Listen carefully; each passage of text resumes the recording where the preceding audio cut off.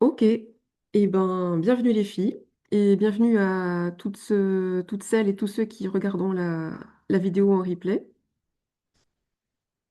Donc on va commencer par une petite session de transmission et on terminera avec une session de questions-réponses de 10-15 minutes. Pour l'ensemble des masterclass du comité du milliard, je vais essayer de faire des formats relativement courts qui soient faciles à écouter en replay. euh, et qui soit facile à suivre en audio, qu'on ne soit pas obligé d'être connecté à un ordinateur, regarder une image.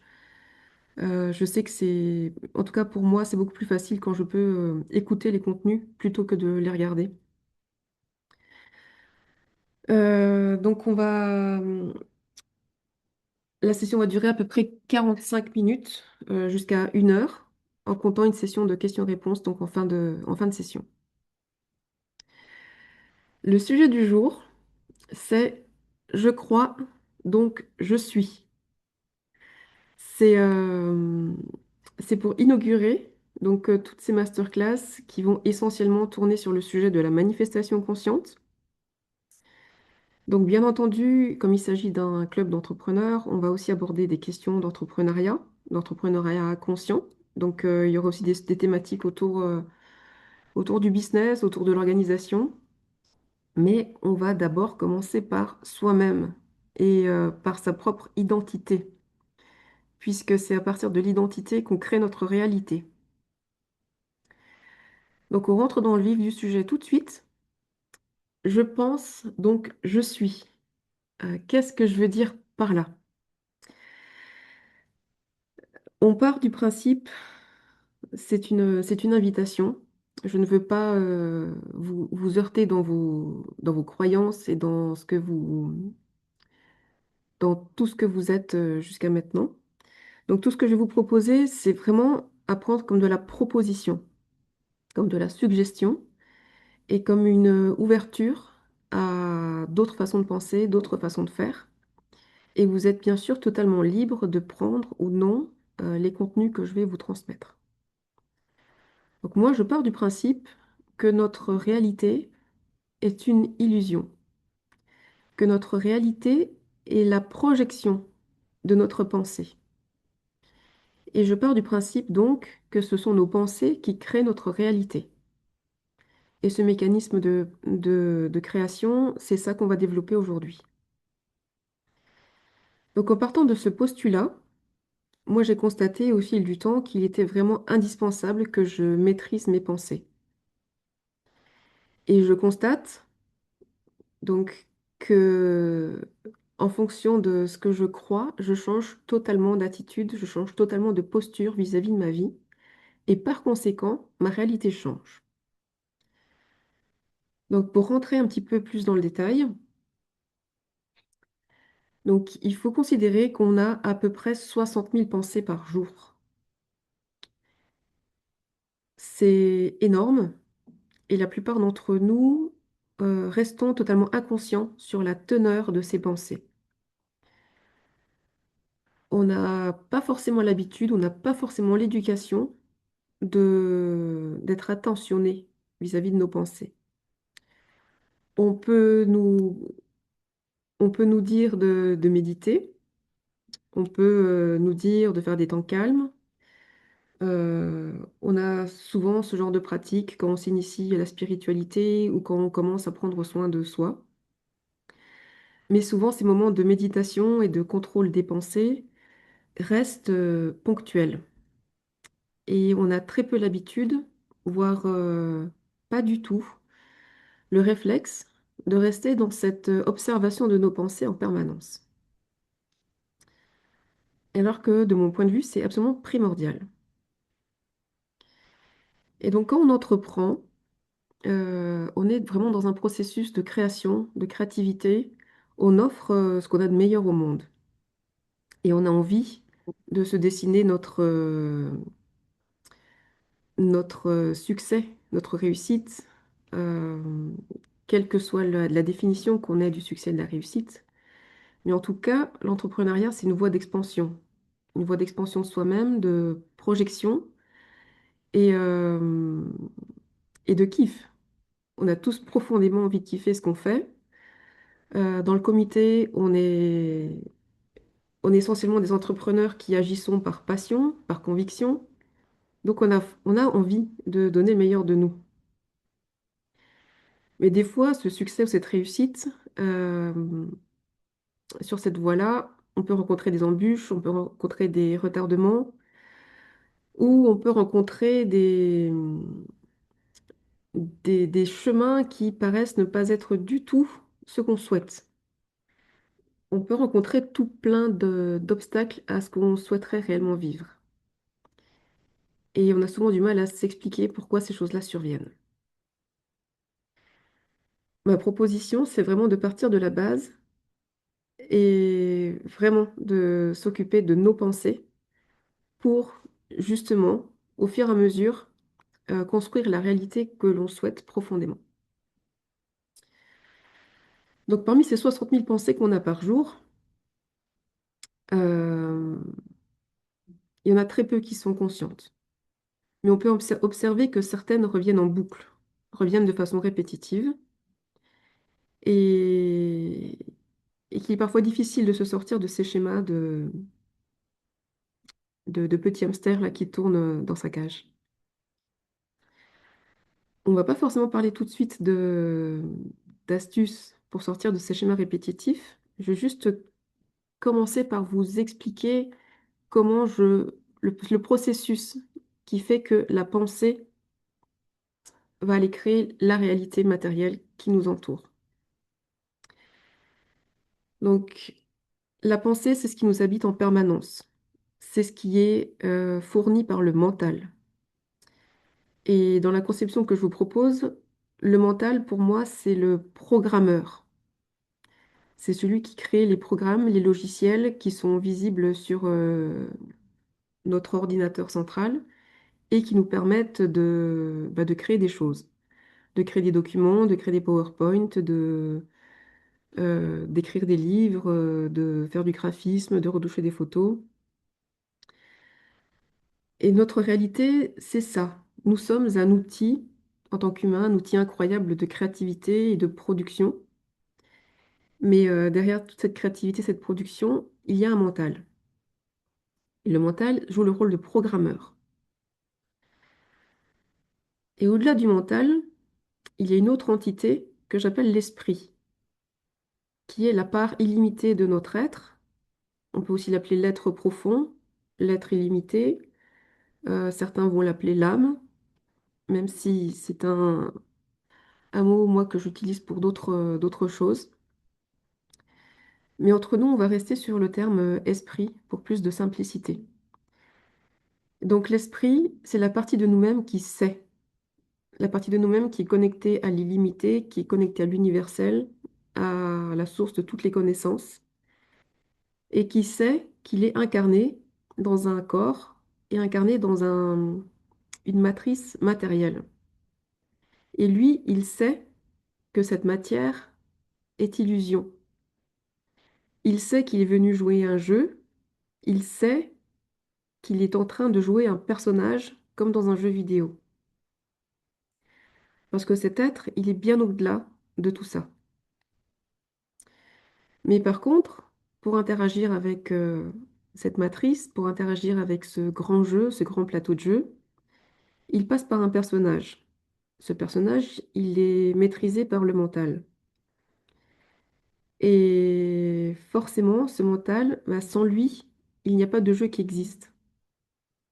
Donc, on ne peut pas se connecter directement à l'être illimité et croire qu'on peut jouer sur le grand plateau de la vie en étant directement connecté à lui et en esquivant le mental. Donc c'est très important, ce mental, de collaborer avec lui, de l'apaiser et de lui donner les bonnes informations pour qu'il joue au jeu qu'on a réellement envie de jouer. Donc ça passe par les pensées, parce que c'est la somme de nos pensées qui va créer nos croyances. Nos croyances, elles sont la somme et le reflet de toute notre histoire, tout notre vécu. c'est du passé, c'est du conditionnement. Du conditionnement social, du conditionnement familial, de l'autoconditionnement. Mais toutes ces croyances vont créer notre identité. Le mental va s'assimiler à un personnage avec une certaine identité. Et c'est à partir de cette identité qu'on crée notre réalité. Et c'est d'une logique absolument imparable. On ne peut vivre que ce qu'on croit. Et à l'inverse, on ne, on ne peut pas vivre ce qu'on ne croit pas. Donc c'est très important de choisir nos croyances. C'est très important d'être au clair avec ce qu'on choisit de croire ou pas croire, puisque ça va conditionner tout le reste. Donc c'est très important d'observer qu'est-ce qu'on croit sur nous-mêmes. Est-ce que je crois que je suis belle, que je suis charismatique, que je suis expansive, que je suis abondante? Est-ce que je crois que je ne mérite pas? Est-ce que je crois que je ne suis pas assez? Est-ce que je crois que je suis trop timide, trop introvertie? On se raconte toujours plein d'histoires sur nous-mêmes, des positives, des négatives. Donc l'invitation, c'est déjà faire le point sur ce qu'on croit au sujet de nous-mêmes et d'observer comment on se voit nous-mêmes. Parce que toutes les croyances qu'on a au sujet de nous façonnent notre identité et façonnent la façon dont on interagit avec la matière, avec le monde. C'est très important de faire le point de nos croyances au sujet du monde. Est-ce qu'on croit que le monde va bien? Est-ce qu'on croit que le monde va mal? Est-ce qu'on croit qu'il y a un réchauffement climatique? Est-ce qu'on croit que on est dans un monde de guerre? Ou au contraire, est-ce qu'on croit que la nature suit un cycle qui lui est propre? Est-ce qu'on croit que l'humanité est en train d'œuvrer pour plus en plus de paix?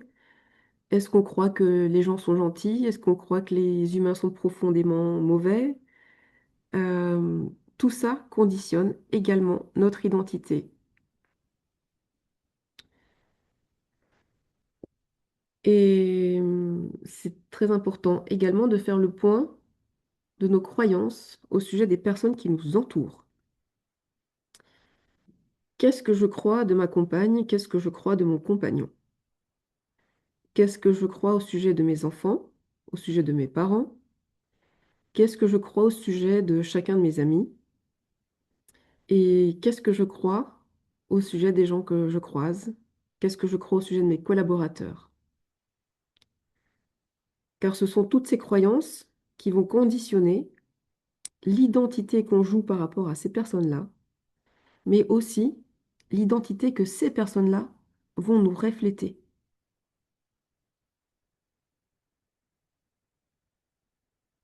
Donc là, vous avez déjà plusieurs pistes de réflexion, d'investigation. Donc je répète un petit peu. Les croyances vis-à-vis de soi-même, les croyances vis-à-vis du monde, les croyances vis-à-vis de nos proches et nos croyances vis-à-vis de toutes nos autres relations. Vous prendrez le temps d'investiguer de votre côté. Je pars du principe que toute la réalité, tout ce qui nous entoure, n'est que le reflet de nos croyances. C'est comme si la réalité n'était qu'un miroir. On ne peut pas changer le miroir si le reflet qu'on voit dedans ne nous plaît pas. Si on voit une tache sur notre pull, c'est pas en essuyant le miroir que la tache va s'enlever. Et le reflet qu'on voit dans le miroir, s'il y a une tache sur notre pull, c'est que cette tache, elle a été faite avant. C'est qu'il s'est passé autre chose avant qui fait que le miroir nous reflète ça. Donc souvent, toute la réalité qu'on est en train de vivre à l'instant présent sont le reflet de toutes les croyances qu'on a pu construire en amont de l'instant présent. Mais la bonne nouvelle, c'est que quand le miroir nous reflète une réalité, eh bien, il nous rend libres de réagir à cette réalité. Il nous rend libres en nous montrant l'identité qu'on est en train de refléter. Il nous permet de la voir, il nous permet d'en prendre conscience et il nous permet de changer. Donc on a le choix à chaque instant de changer. Si ce qu'on voit dans le miroir ne nous convient pas, ne nous convient pas exactement, on a le droit et l'opportunité, la chance de le changer à chaque instant. Si je vois que j'ai besoin de me recoiffer, je me recoiffe. Si j'ai besoin de me remaquiller, je me remaquille. Si je dois changer de pull, je change de pull. Et le miroir, il est là que pour nous informer sur nous-mêmes, nous informer sur nos propres croyances. Le miroir nous informe de notre propre identité, de nos propres choix. Et là où ça devient très intéressant, c'est que ça nous donne vraiment un pouvoir, un contrôle absolu sur tout ce qu'on vit. Parce qu'à partir du moment qu'on a conscience que c'est notre identité qui conditionne notre réalité, et pas l'inverse, on retrouve ou on trouve toute notre souveraineté et on trouve ou on retrouve notre entière responsabilité sur tout ce qui nous arrive. Il y a beaucoup de personnes, quand elles rencontrent la loi de la manifestation consciente, qui peuvent culpabiliser parce que peut-être elles n'ont pas la réalité qu'elles souhaitent, ou il y a des événements dans leur vie qui ne leur correspondent pas, et d'un coup elles se disent ah, mais alors c'est moi qui suis coupable de ce qui m'arrive. Mais c'est horrible. Euh, c'est horrible parce que c'est un poids, c'est une lourdeur. Et c'est souvent une vérité ou une proposition qui est difficile à admettre, à entendre. Moi, quand j'ai pris conscience de cette réalité, au contraire, j'ai vu ça comme un espace de liberté qui s'ouvrait devant moi, absolument illimité. Ça m'a donné la conscience de ma responsabilité et ça m'a redonné le pouvoir. Le chemin pour maîtriser mes pensées, maîtriser mon identité, maîtriser mes croyances, il a pris quelques années, mais parce que j'ai pas forcément eu de mentor, j'ai pas forcément eu les bons guides, ou voire même j'ai pas eu de guide du tout. Donc dans toutes les transmissions que je vais vous proposer, mon objectif c'est de vous faire gagner du temps, de vous faire gagner de la clarté, de vous faire gagner de la compréhension, et surtout vous faire gagner bah, en bonheur, en joie de vivre et en fluidité dans tout ce que vous allez créer pour la suite.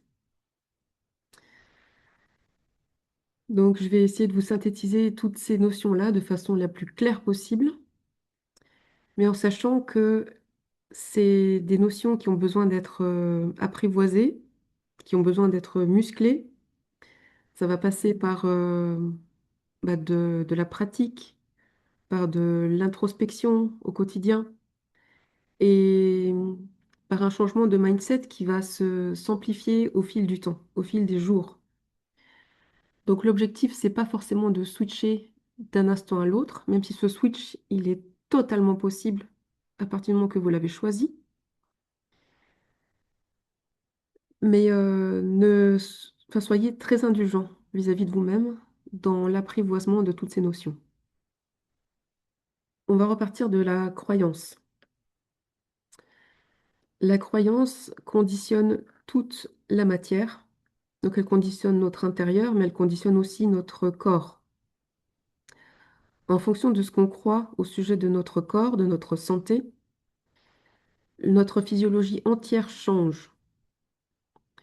Euh, je suis très heureuse de l'époque à laquelle on vit, puisqu'à l'heure actuelle, à la fois la médecine et la physique quantique sont en train de démontrer tous ces processus-là. Donc vous trouverez énormément de contenu très précis et très abordable au sujet de comment la pensée façonne notre corps, façonne notre physiologie. Donc en fonction des pensées qu'on a, on va générer certaines émotions. Et ces émotions vont générer des sensations corporelles. Et toutes ces sensations corporelles sont corrélées à des processus physiologiques internes. On n'est pas du tout dans quelque chose d'ésotérique, au contraire, on est dans des considérations très scientifiques. Toutes les choses que je vais vous proposer sont d'un pragmatisme assez redoutable, malgré les allures, malgré le fait qu'on parle de conscience. Et donc, quand nos pensées ne sont, quand nos pensées sont négatives, quand on croit que quelque chose de pas bon est vrai pour nous-mêmes, par exemple, si je crois que mon compagnon me trompe, si je crois que mes collègues me rabaissent, si je crois que le monde est mauvais, si je crois qu'une guerre va arriver, ces croyances engendrent des émotions. Ça va engendrer de la peur, ça va engendrer de la frustration, ça va générer de l'angoisse, ça va générer de la panique. Et toutes ces émotions sont corrélées à des neurotransmetteurs dans mon corps. Donc ça va générer un certain type d'hormones et un certain type de neurotransmetteurs qui vont venir conditionner mes cellules. Donc mes cellules vont vivre et vont engrainer, vont enregistrer des informations de peur, de panique, de frustration, etc., etc. Par contre, si je suis convaincue que où que je sois dans le monde, je suis en sécurité, si je suis convaincue que je suis en sécurité dans mon couple, si je suis en sécurité dans mes relations de travail, si je crois, enfin, c'est seulement une croyance, c'est pas les faits, c'est pas les situations que vous vivez qui sont réelles, ce sont vos croyances qui sont réelles. Si vous croyez donc que vous êtes en insécurité dans vos relations, euh, dans votre pays ou même dans votre corps, si vous croyez que vous êtes malade, si vous croyez que vous êtes en mauvaise santé, vous générez certains types de neurotransmetteurs. Et donc à l'inverse, si vous croyez que vous êtes en sécurité partout, si vous croyez que vous êtes en bonne santé, vous inversez, vous créez enfin, tout un autre système physiologique à l'intérieur de vos cellules. Et puisque vous êtes baigné dans un tout autre type d'émotion. Et donc, ça, c'est le premier impact de vos croyances. C'est l'impact physiologique. Et forcément, quand vous êtes en fonction des croyances que vous avez, vous allez impacter, enfin, vous allez incarner une certaine identité, une certaine façon d'être qui va impacter vos relations. Vous n'allez pas du tout avoir la même attitude vis-à-vis de votre compagnon si vous avez confiance en lui ou si vous êtes dans une attitude de méfiance. Vous n'allez pas du tout avoir la même attitude vis-à-vis de vos collaborateurs si vous avez confiance en eux ou si vous croyez qu'ils racontent des choses dans votre dos. Vous n'allez pas du tout avoir la même attitude vis-à-vis du monde si vous croyez en paix ou si vous croyez en guerre. Et tout ça va venir conditionner tous vos comportements. Et ceci indépendamment de tout ce qui vous entoure, indépendamment des faits que vous observez, indépendamment des situations que vous observez. vis-à-vis de la même situation, en fonction de la croyance que vous avez, vous n'allez pas du tout réagir pareil. Deux personnes qui ont des situations, qui ont des croyances opposées vis-à-vis de la même scène ne vont pas du tout vivre la même réalité. Je vous laisse quelques secondes pour intégrer ça.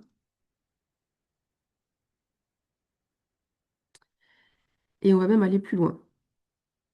Donc nos pensées créent nos croyances créent notre identité, et notre identité crée notre réalité, et pas l'inverse.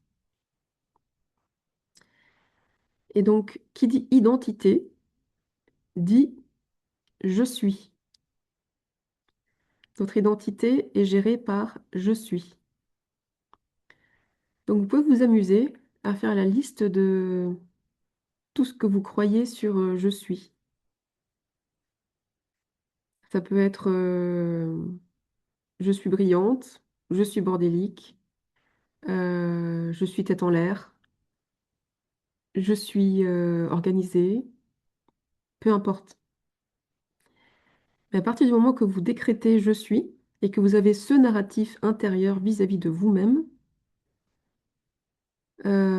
toute votre réalité va se conditionner pour vous prouver que vous avez raison.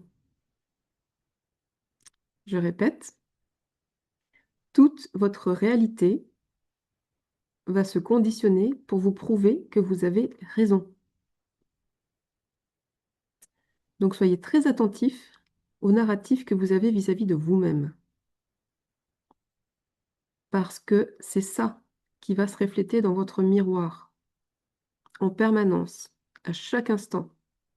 Et c'est comme ça, c'est à partir de ce narratif que les situations se répètent, s'amplifient. Donc, quand je pense, je suis une personne qui a des difficultés avec l'argent, je vais manifester dans ma réalité des situations répétitives qui me prouvent que j'ai des problèmes avec l'argent. Si j'ai la croyance que je suis une personne qui génère de l'argent facilement, je vais générer dans ma réalité des situations répétitives qui me prouvent que je sais gagner de l'argent facilement. Si je me dis que je suis une mauvaise mère, je vais générer dans ma réalité des situations répétitives qui me prouvent que je suis une mauvaise mère. Si je suis convaincue que je suis une bonne mère, je vais générer dans ma vie des situations répétitives qui me prouvent que je suis une bonne mère. Tout part de votre croyance de base. Tout part de votre identité. Et je vous invite à partir d'aujourd'hui, maintenant que ces choses-là sont posées, de faire le test, de choisir une seule croyance. S'il y a une croyance sur vous-même qui est limitante à l'heure actuelle, dont vous avez conscience, je vous invite à l'inverser. Je vous invite à choisir ici et maintenant une nouvelle identité, la noter quelque part, vous la mettre en post-it sur votre ordinateur, mais faire en sorte que cette nouvelle identité, elle soit visible et que vous puissiez la répéter et être connecté à elle de la façon la plus intense possible. Et cette nouvelle identité, je vous invite vraiment à vous l'écrire et que ça commence par je suis. Donc tout ce que je vais vous proposer, c'est à chaque fois d'aller tester par vous-même, d'aller expérimenter par vous-même et de ne jamais prendre pour argent comptant ce que je vous raconte. Je vous propose vraiment d'aller explorer ce que je vous amène. Et la meilleure façon de le faire, c'est de le tester. Faites le test. Sur quelque chose qui est bloquant à l'heure actuelle pour vous, choisissez maintenant de changer d'identité. Si la difficulté est dans une relation, euh, je sais pas, je suis avec un compagnon bordélique. C'est pas l'identité de l'autre personne qui est remise en cause, c'est la vôtre, c'est le je.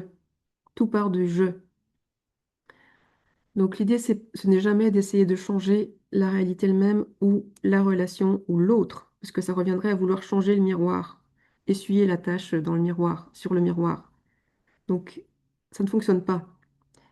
C'est quand on change sa propre identité que ça fonctionne. Tout part du je.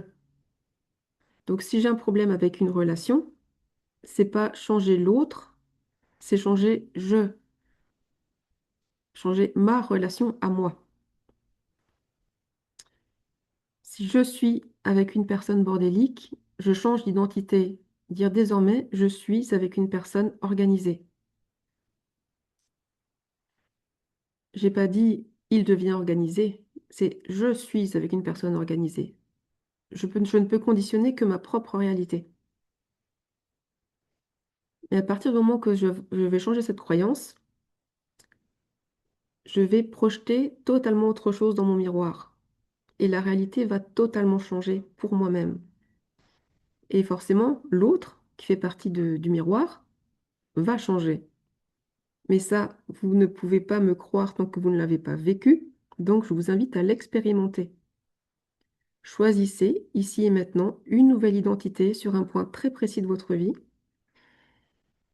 et répétez-vous cette nouvelle identité jusqu'à ce que vous en soyez convaincu. Ressentez-vous dans la peau de ce nouveau je suis. Et soyez bien conscient que ce nouveau je suis, il existe déjà. Si vous avez la capacité de formuler ce nouveau je suis, c'est qu'il est capable d'exister. Sinon, vous ne pourriez pas l'inventer, vous ne pourriez pas le formuler. Ce nouveau je suis existe déjà. C'est une version de vous-même qui existe déjà, mais il suffit de la choisir.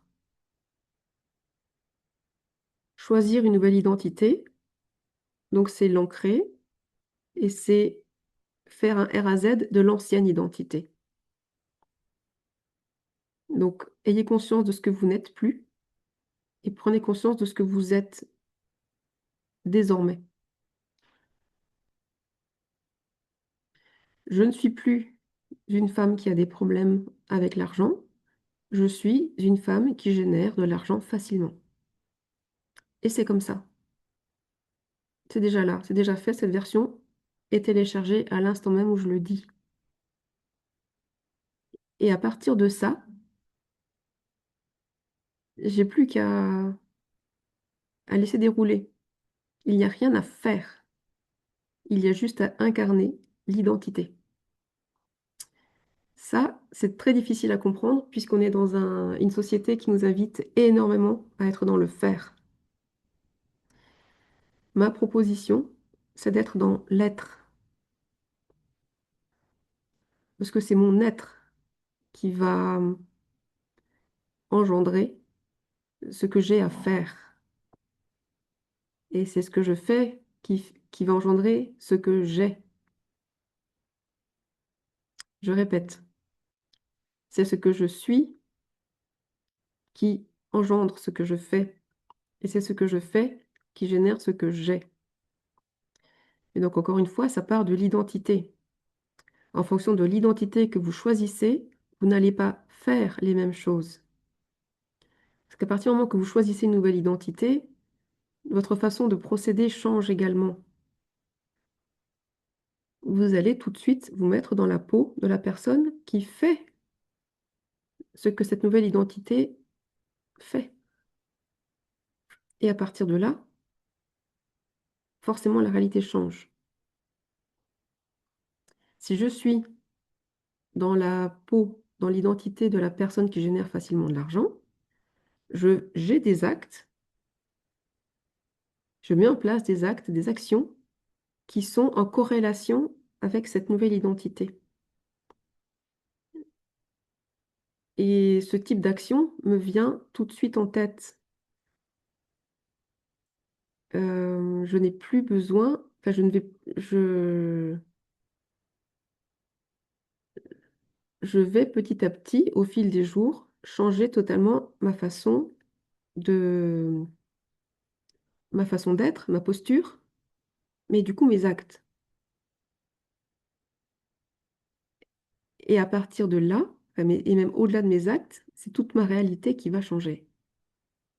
Je vous laisse intégrer. Dans tout ce processus et ce cheminement autour de la manifestation consciente, je vais vraiment vous proposer des techniques et des clés pour aligner l'esprit, le mental et la matière.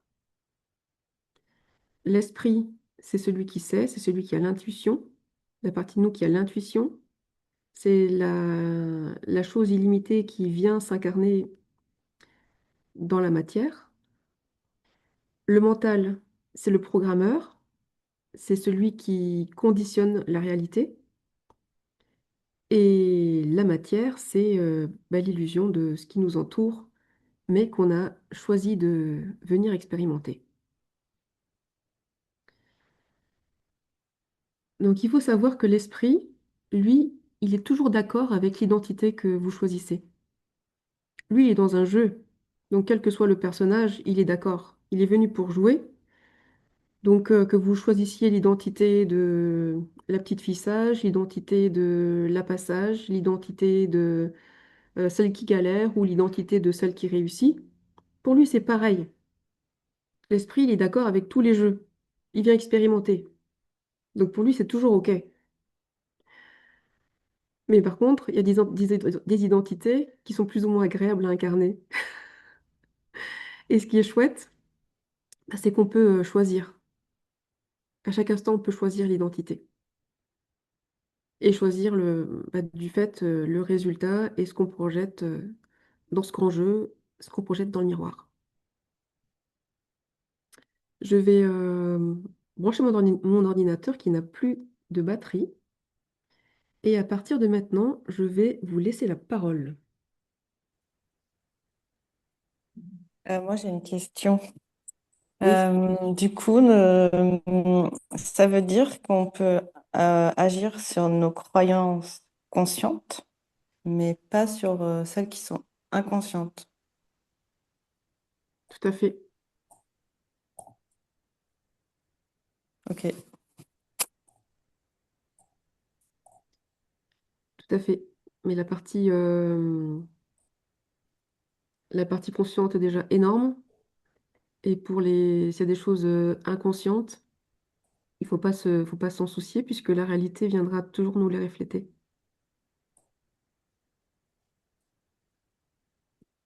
Oui, à un moment donné, ça va venir en surface, quoi. C'est ça que tu dis. Oui.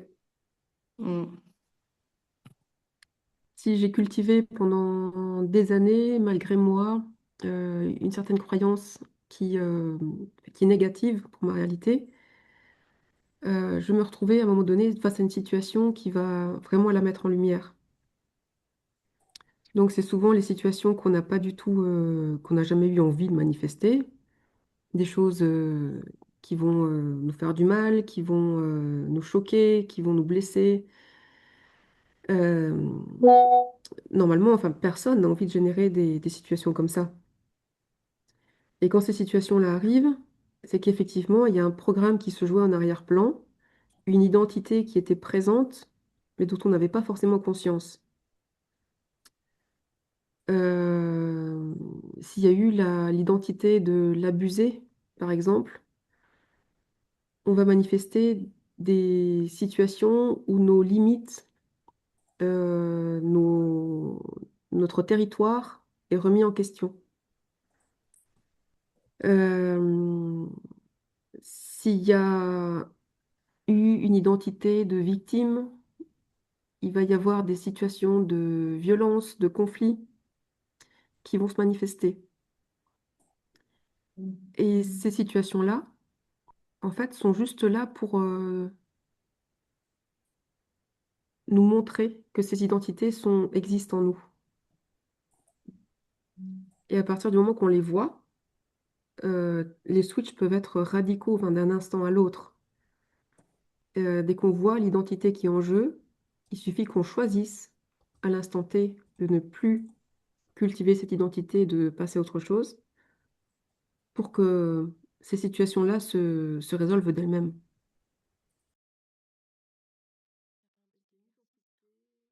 Est-ce qu'il y a une identité là tout de suite à laquelle vous pensez que vous avez envie de switcher? Oui. Voilà, si vous souhaitez partager sur ce sujet, c'est avec joie. Juste pour donner des exemples pour les personnes qui écouteront en replay. Et ben, par exemple, là, je vais aller dans ma famille. Et dans ma famille, je suis plutôt transparente. Moi, j'essaie de dire le moins de choses possible et de passer tout à fait inaperçue. Et, et bah, je sais pas trop quelle identité c'est, mais c'est surtout par rapport à mon frère qui me terrorise un petit peu. Et du coup, là, je dors même pas parce que je crois que j'y pense. Déjà, ça me tend. Et ça peut être un bon test, vu que c'est avant d'aller dans ma famille, Mm, et ben de switcher d'identité comme ça, peut-être ça peut se passer autrement. tout à fait.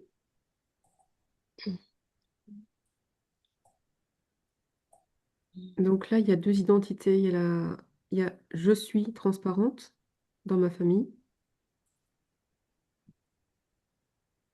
et je suis terrorisée par mon frère. Moi, je suis en train de réfléchir si c'est pas lié, enfin, tu sais, si c'est de trouver l'identité qui est dessous les deux. C'est lié, je pense. Oui, mais là, tu n'as même pas besoin d'aller identifier quoi que ce soit en dessous parce que les je suis sont très clairs. Ah oui, d'accord. Ah bah, c'est bien, Mm. pas besoin de chercher. Dès que tu peux dire je suis, Mm, euh, c'est déjà une identité. ok. Donc, transparente, c'est une identité. Terrorisée, c'est une identité. Mm. Et donc, quelle serait la nouvelle identité avec laquelle tu aimerais arriver pour Alors, cette parce fête que de Noël? quand elle dit transparent, je me suis dit, ben, l'inverse, ce serait visible. Mais tu sais, j'ai eu la réaction de, ah non, non, mais j'ai pas trop envie d'être visible non plus. Il n'y aurait pas un truc où ce serait juste neutre, quoi, enfin, comme tout le monde. Tu vois, pas transparente, mais pas non plus, tu sais, visible, plus visible que les autres, tu vois. Ok. Juste moi. Bah, prends un petit temps d'intériorité et en méditation, laisse venir la nouvelle identité. Et quel serait le mot pour la qualifier?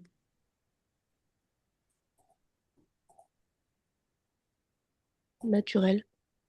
Je suis naturelle. Ok. Ouais, mais alors.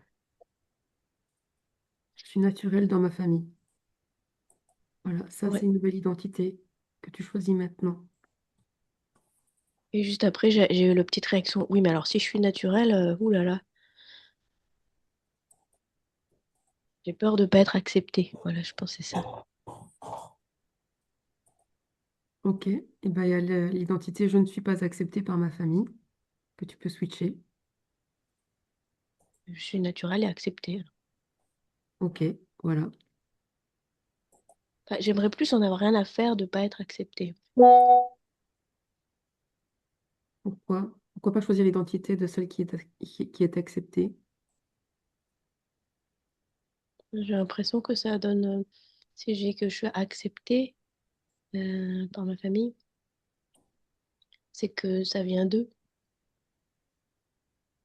qui m'acceptent pas. Tout vient de toi. Si tu étais dans l'identité de celle qui n'était pas acceptée dans ta famille, ils ont eu jusque-là que des réactions qui t'ont prouvé que tu n'étais pas acceptée. Mais là, tu peux choisir l'identité de celle qui est acceptée, faire l'expérience pendant les fêtes, et tu verras si c'est une identité qui te convient ou pas. Et que l'identité de celle qui est acceptée, si elle ne te convient pas, après cette expérience, bah, tu pourras encore changer.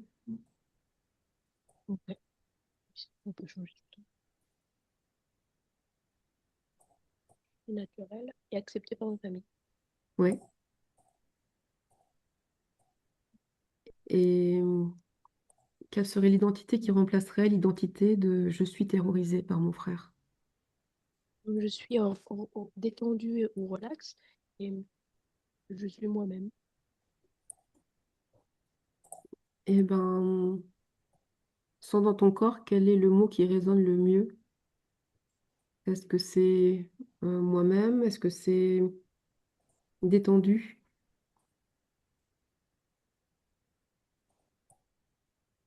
Après, souvent, Plus détendue, ça me ferait plus. Ça me ferait moins stressant. Et ça me ferait vraiment plus agréable détendu, c'est plus agréable. Je suis détendue avec mon frère, en présence de mon frère. en présence de mon frère. Tu vas partir quel jour dans ta famille? Ouais, justement, j'hésitais entre dimanche et lundi. Ok. Sûrement lundi.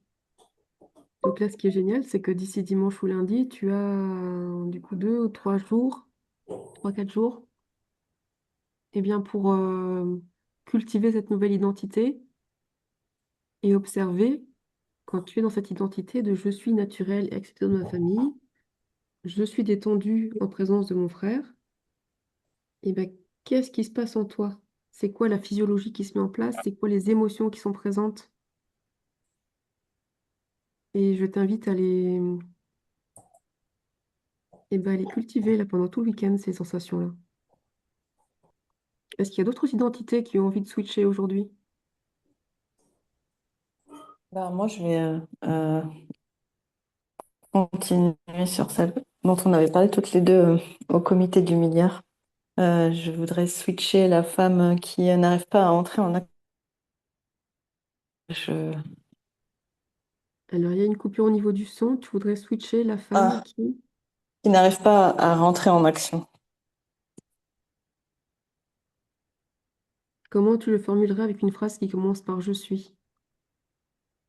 Ben, je suis une femme qui agit facilement, par exemple. Ok. Comment elle se sent, la femme qui agit facilement? Euh, Elle se sent dynamique, pleine d'énergie et en joie.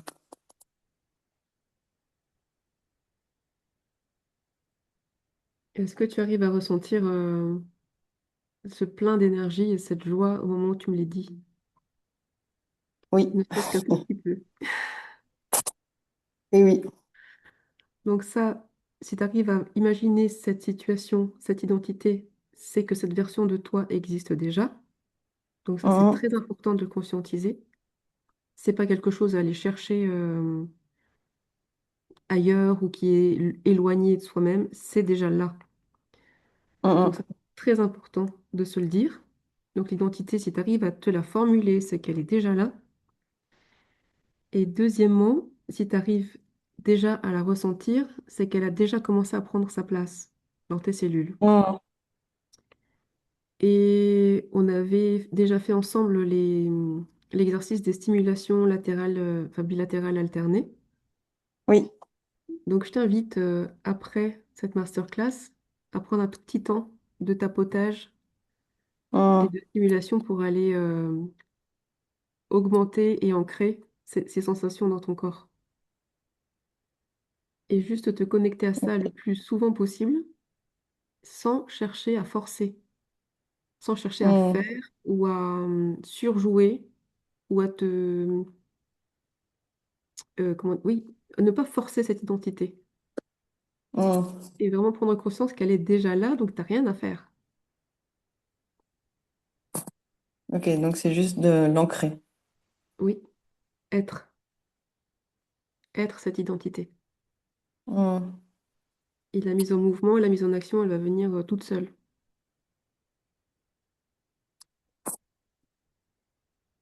Parce que Ok. si tu es dans l'identité de la femme qui agit facilement, tu n'es plus dans l'identité de la femme qui se demande comment agir facilement.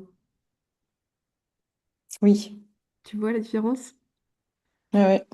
Donc là, une fois que tu as ancré l'identité, c'est plus du tout de ton ressort de te demander comment être cette femme-là. Mhm. Ça va venir tout seul. Oui, Et toi, tu Mm. auras juste à le constater.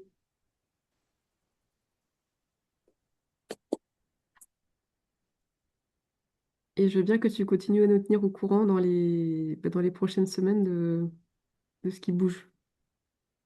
Ouais, ça marche. Eh bien, sur ce, je vais vous libérer. Pour celles qui n'ont pas encore déjeuné, je vous invite, enfin, je vous souhaite un bon appétit. Et sinon, je vous souhaite une très bonne après-midi, une très belle fin de semaine.